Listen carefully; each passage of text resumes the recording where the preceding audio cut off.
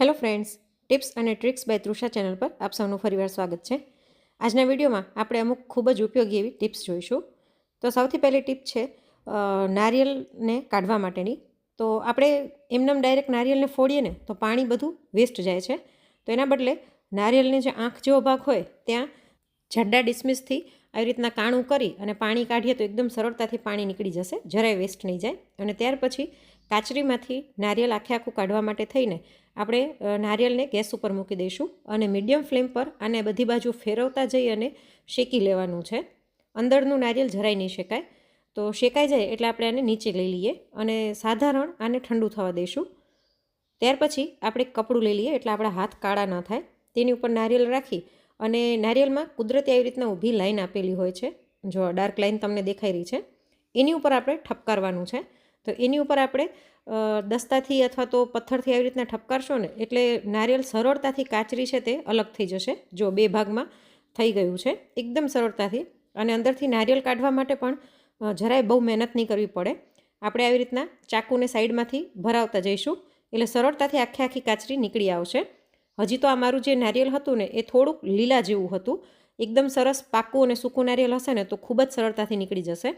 તો આવી રીતના ઓછી મહેનતે તમે નારિયેળની કાચરીમાંથી નારિયેળને કાઢી શકશો. અને પછી આપણે આને ધોઈ નાખીશું. જો એકદમ સરસ નીકળી ગયું છે અને અંદરથી જરાય નારિયેળ શેકાણું નથી. તો આવી રીતના તમે સરળતાથી નારિયેળ કાઢી શકશો. હવે બીજી ટીપ છે નારિયેળ કાઢવા માટેની. આપણે કઢાઈમાં ગરમ પાણી કરી એમાં સ્ટેન્ડ ઉપર નારિયેળ રાખી દઈશું અને ઢાંકીને મીડિયમ ફ્લેમ પર આને 15 મિનિટ થવા દઈએ. 10થી 15 મિનિટ થાય એટલે આપણે નારિયેળને લઈ લઈશું. અને જો પાણી કેવું થઈ ગયું છે. હવે એ જ લાઈન ઉપર આપણે આને ઠપકારીશું તો સરળતાથી નારિયેળ છૂટું થઈ જશે. તો આ બંને ટીપમાંથી તમને કોઈ ટીપ ખબર હતી કે નહીં તે મને કોમેન્ટમાં જરૂરથી જણાવજો. જો આ નારિયેળ પણ લીલા જેવું છે એટલે આવી રીતના તૂટ્યું છે. જો તમારું એકદમ સૂકું અને પાકું નારિયેળ હશે તો એકદમ સરસ નીકળી જશે. તો આવી રીતના નારિયેળમાંથી આપણે ચટણી કે કંઈ પણ કરવું હોય તો સરળતાથી નારિયેળ કાઢી શકીએ છીએ. હવે નેક્સ્ટ ટીપ છે. અહીં જો ટોપી હતી ગરમ, એમાં આવી રીતના સિલાઈ નીકળી ગઈ છે એટલે વચ્ચેનો જે ઊનનો દોરો હોય ગૂંથેલો એ નીકળી ગયો છે. આ ઊંધી સાઈડ છે અને આ સીધી સાઈડ છે.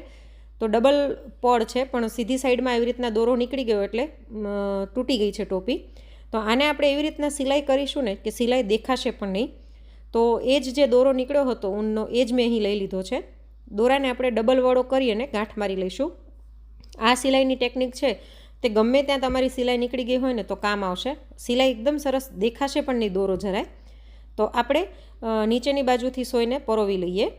હું સાવ અંદરથી નથી પરોવતી પણ આ જે બે પડ છે એમાં આવી રીતના સોય પરોવી લઉં છું. આવી રીતના કર્યા પછી આપણે બંને બાજુ ટેભા લેતા જવાના છે. બીજું કાંઈ જ નથી કરવાનું. જેને સરખી સિલાઈ નહીં આવડતી હોય ને એને પણ આ આવડશે. જો હું નજીકથી બતાવી દઉં. આ કાળું છે એટલે બહુ સરસ એકદમ ચોખ્ખું નથી દેખાઈ રહ્યું પણ બંને બાજુ આવી રીતના છેડે આપણે સિલાઈ લેતા જઈશું. લાંબો ચીરો છે એટલે હું આખામાં અત્યારે નહીં કરું. અડધા સુધી આપણે સિલાઈ કરી લઈએ અને પછી આપણે જ્યારે આ જે દોરો છે એને ખેંચીશું ને એટલે એકદમ સરસ સિલાઈ આવી જશે. બે છેડા જરાય દેખાશે નહીં. જો મેં અહીં દોરાને ખેંચી લીધો છે આવી રીતના એટલે સિલાઈ સરસ થઈ જશે. ઓછા દોરાથી સિલાઈ થઈ જશે અને સિલાઈ દેખાશે પણ નહીં. બારેથી પણ નહીં દેખાય અને અંદરની બાજુથી પણ જરાય નહીં દેખાય. આ તો ટોપીમાં ડબલ લેયર છે એટલે. બાકી તમે સિંગલ કપડા ઉપર સિલાઈ આવી રીતના કરી જોશો ને તો નીચેની બાજુ પણ સિલાઈ નહીં દેખાય અને આ સિલાઈ એકદમ મજબૂત થાય છે. તો જો આખી ટોપીમાં મેં આવી રીતના સિલાઈ કરી લીધી છે અને છેલ્લે દોરાને ખેંચી, બહુ અતિશય નહીં ખેંચવાનો, માપે ખેંચીને પછી આને ગાંઠ મારીને દોરાને કટ કરી લઈશું અને પછી હું તમને બતાવું. તો આ સિલાઈની ટેકનિક તમને ખબર હતી કે નહીં તે મને કોમેન્ટમાં જરૂરથી જણાવજો. આવી રીતના સિલાઈ કરશો ને તો મજબૂત પણ થશે અને સિલાઈ દેખાશે પણ નહીં અને સરસ લાગશે. અને જો ટોપી એકદમ સરસ આપણી થઈ ગઈ છે. આમાં ખબર પણ નથી પડતી કે ક્યાં આગળ સિલાઈ કરી છે. જો એકદમ સરસ આ થઈ જાય છે અને નીચેની બાજુ પણ નથી દેખાઈ રહ્યા દોરા. તો આવી રીતના એક વખત જરૂરથી ટ્રાય કરજો. હવે પછીની નેક્સ્ટ ટીપ છે હૂક માટેનું જે આઈ હોય ને તે બનાવવાની. તો એના માટે મેં અહીં દોરાને 4 વડો કરીને લીધો છે. ડબલ વડો દોરો કરીને પોરવ્યો છે એટલે 4 વડો છે. હવે હું તમને આ વ્હાઇટ કપડામાં દેખાડી રહી છું એટલે તમને વ્યવસ્થિત ખબર પડે.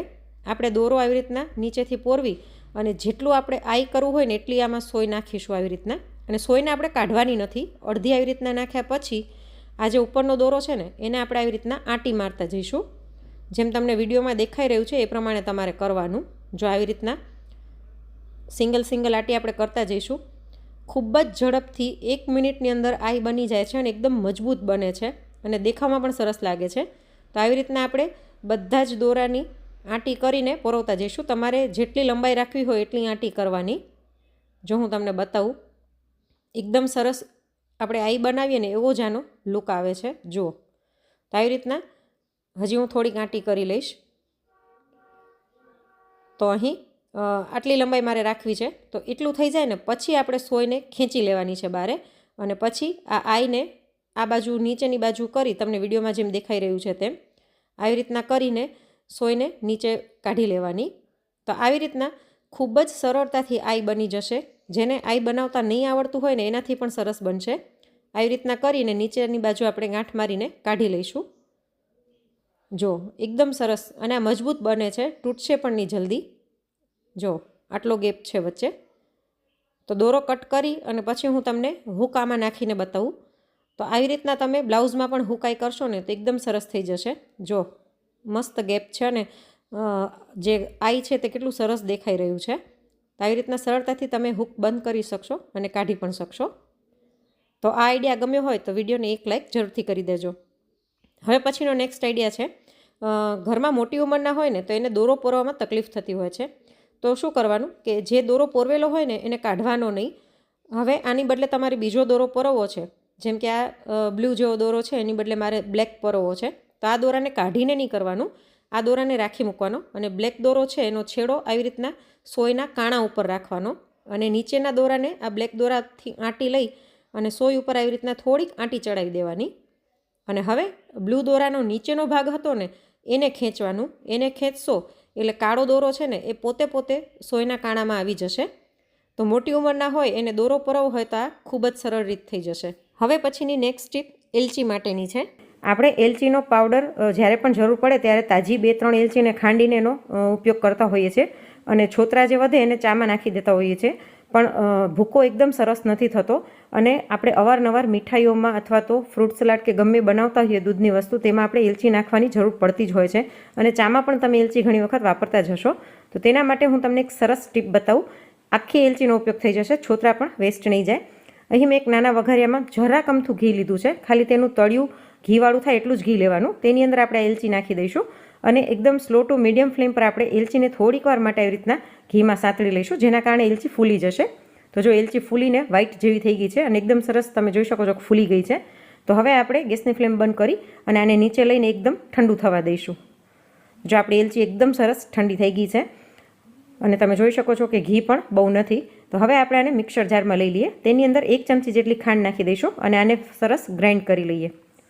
તો જો આવી રીતના ખાંડ નાખીને ગ્રાઇન્ડ કરવાથી એકદમ સરસ પાવડર થઈ જશે. તેના છોતરા પણ વેસ્ટ નહીં જાય. તમે બજારમાંથી એલચીનો પાવડર જો ખરીદીને લઈ આવતા હોય તો હવેથી ના લઈ આવતા. આવી રીતના ઘરે ઘણી વખત એવું થાય કે એલચી પડી હોય પણ આપણે પાવડર એકદમ ફાઇન જોતો હોય તો આપણે બજારમાંથી લઈ આવતા હોઈએ છીએ. તો આવી રીતના તમે ઘરે ફાઇન પાવડર એલચીનો બનાવી શકો છો. બિલકુલ વેસ્ટેજ નહીં જાય અને થોડી કમથી એલચીમાંથી કેટલો બધો પાવડર બનીને તૈયાર થઈ ગયો છો જોઈ શકો છો. અને આ પાવડરનો ઉપયોગ તમે ગમે એ મીઠાઈમાં કે ચામાં પણ કરી શકો છો. તો હવે પછીનો નેક્સ્ટ આઈડિયા છે, ઘરમાં આવી રીતના કોઈ પણ પેકેટ ખાલી કરીએ, જેમ કે બોર્નવિટા છે અથવા તો ચાની ભૂકીનું પેકેટ છે અથવા તો ડિટર્જન્ટ પાવડરનું પેકેટ છે, જેનું પ્લાસ્ટિક એકદમ જાડું અને મજબૂત હોય તેવું લેવાનું. એને મેં અંદરથી સાફ કરી લીધી છે બરાબર કોથળીને અને હવે આને આપણે કટ કરી લઈશું આગળથી. તો જો મેં અહીં બોર્નવિટાની કોથળીને કટ કરી લીધેલી છે અને હવે આપણે આને ફોલ્ડ કરી લઈશું. એક જ ફોલ્ડ કરવાનું છે આપણે. આવી રીતના નીચે સુધી આને વાળી લેવાની. નીચે તળિયાના ભાગ સુધી આપણે આને ફોલ્ડ કરી લઈશું જેથી તે દેખાય નહીં અને આને એકદમ સરસ આવી રીતના કરી લઈશું એટલે એક પાઉચ જેવું બની જશે. આ પાઉચનો ઉપયોગ તમે કોઈ પણ ડ્રોવરમાં કરી શકો છો. ખાસ કરીને ભાડાના મકાનમાં રહેતા હોય તો ડ્રોવરની અંદર બધી વસ્તુઓ રાખવા માટે આ બહુ જ ઉપયોગમાં આવે એવું છે. આવી રીતના મેં બીજું પણ એક બનાવેલું છે, હું તમને બતાવી દઉં. આ મેં આલુ સેવની જે કોથળી આવે છે તેમાંથી બનાવેલું છે. એકદમ સરસ ટાઈટ રહે છે અને આની અંદર મેં એવી રીતના ક્લિપ રાખી દીધી છે. એવી રીતના તમે ઝીણી ઝીણી કોઈ પણ વસ્તુ છે, નાની નાની દવાઓ છે, દવાના પાઉચ છે, દવાના ઢાંકણા છે, ગમે તે રાખી શકો છો. અહીં મેં ડ્રોવરમાં એવી રીતના ટેપથી આને ચોંટાડી દીધું છે અને એની અંદર મેં રોટલીની અંદર રાખવા માટેના કપડાં રાખ્યા છે. તમે કંઈ પણ વસ્તુ રાખી શકો છો. તો આ પણ એક ખૂબ જ ઉપયોગમાં આવી વસ્તુ છે. હું તમને બતાવી દઉં કે જો ડ્રોવરમાં આવી રીતના આપણે બધી વસ્તુઓ રાખતા હોઈએ અને ખૂબ જ અસ્તવ્યસ્ત હોય છે અને ઘણી વખત મળતી પણ નથી હોતી, ગોતવી પડે છે, તો આ ડ્રોવરની અંદર આપણે આ બનાવેલા પાઉચનો ઉપયોગ કરીશું. હું તમને રાખીને બતાવી દઉં. જો અહીં મેં આવી રીતના 3 પાઉચ બનાવીને રાખ્યા છે. તેની અંદર બધી નાની નાની વસ્તુઓ ભરી દીધી છે. તમે ચાવી છે કે ચશ્મા છે, ઘડિયાળો છે, કંઈ પણ રાખી શકો છો. અને ખાલી જે બોટલ હોય એને આપણે ફેંકી દઈએ, એના બદલે આવી રીતના કટ કરીને તમે એમાં અલગ અલગ વસ્તુઓ ભરીને રાખી શકો છો. તો આવી રીતના કરવાથી આપણું ડ્રોવર એક સરસ ગોઠવાયેલું પણ રહેશે અને જોવામાં પણ સરસ લાગશે અને વસ્તુ આરામથી મળી પણ જશે. તો આ એક વેસ્ટમાંથી બેસ્ટ ઉપયોગ છે. હવે પછીની નેક્સ્ટ ટીપ છે જિંજર ગાર્લિક પેસ્ટ માટેની. આપણે રેડીમેડ જિંજર ગાર્લિક પેસ્ટ મોંઘા ભાવે લઈ આવતા હોઈએ છીએ, પણ આપણે આજે ઘરે બનાવીશું. જેના માટે અહીં મેં 60 ભાગ જેટલું, એટલે કે 60% લસણ અને 40% આદુના ટુકડા એવી રીતના લેવાનું છે. આ રેશિયો રાખવાનો 60 અને 40નો. તો તમારું જિંજર ગાર્લિક પેસ્ટ એકદમ બારે જેવી જ બનીને તૈયાર થશે. હવે આને લાંબો સમય સુધી બગડે નહીં તેના માટે 1 ટીસ્પૂન જેટલું વિનેગર, સફેદ સરકો જે આવે છે તે આની અંદર નાખી દઈશું, જેથી પેસ્ટ આપણી લાંબા સમય સુધી ખરાબ નહીં થાય, તેનો ટેસ્ટ બદલાશે નહીં. અને સાથે જ આ વ્યવસ્થિત ગ્રાઇન્ડ થઈ જાય તેના માટે આની અંદર આપણે થોડુંક સ્વાદ પ્રમાણે મીઠું નાખી દઈશું. અને હવે આપણે આને ગ્રાઇન્ડ કરી લઈએ. ખાસ કરીને જો તમે વર્કિંગ વુમન હો તો આ તમને ખૂબ જ ઉપયોગી થશે. વારે વારે લસણ ફોલવું, ખાંડવું અને વઘારમાં નાખવું, એના બદલે આવી રીતના જિંજર ગાર્લિક પેસ્ટ બનાવીને એક વખત તમે રાખી દો તો આખો મહિનો આનો ઉપયોગ કરી શકો છો. આવી રીતના દર મહિને તમારે જિંજર ગાર્લિક પેસ્ટ બનાવી લેવાની. તો રેડીમેડ જો તમે મોંઘી બહારથી જિંજર ગાર્લિક પેસ્ટ લઈ આવતા હોય તો એના બદલે ઘરે જ આવી રીતના લસણ ફોલીને તમે બનાવી લો તો લાંબો સમય સુધી ચાલશે અને પૈસા પણ બચશે. તો એકદમ સરસ આ પેસ્ટ બનીને તૈયાર થઈ ગઈ છે. તો આને આપણે એક કન્ટેનરની અંદર ભરી લઈએ. અત્યારે મેં બહુ ઝાઝી નથી બનાવી, પણ તમે આવી રીતના મોટી કાચની બરણી હોય તો તે ભરી અને સ્ટોર કરીને રાખી શકો છો ફ્રીજમાં. લાંબો સમય સુધી આ ખરાબ નહીં થાય, કેમ કે આપણે આની અંદર વિનેગર નાખેલું છે. તો આજના બધા જ આઈડિયામાંથી તમને એક પણ આઈડિયા ઉપયોગી લાગ્યો હોય ને તો વિડીયોને લાઇક કરીને વધુમાં વધુ શેર પણ કરજો. અને તમે મારા વિડીયો કયા શહેરમાંથી જોઈ રહ્યા છો તે કોમેન્ટ કરીને જરૂરથી જણાવજો. ફરી મળીશું એક નવા વિડીયો સાથે. Thanks for watching.